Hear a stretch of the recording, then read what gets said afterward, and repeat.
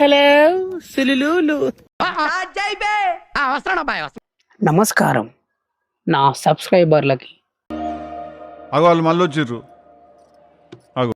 నా ఇన్స్టాగ్రామ్ ఫాలోవర్స్కి, నన్ను కమెంట్ చేసే నా దేవుళ్ళకి దేవతలకి శతకోటి దండాలు. పైకి ఎదవలాగా అంటారు కానీ సెంటిమెంట్స్ ఎక్కువ. ఈరోజు తాత అనే దూతంతో మీ ముందుకు వచ్చాము.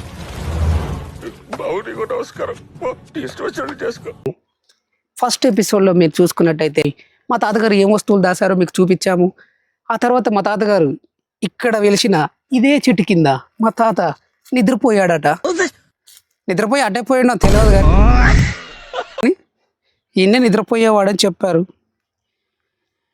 మా తాత కట్టించిన అతి పురాతనమైన గుడి మీకు కూడా చూపిస్తాను రండి. అమ్మవారు ఈ విశాలమైన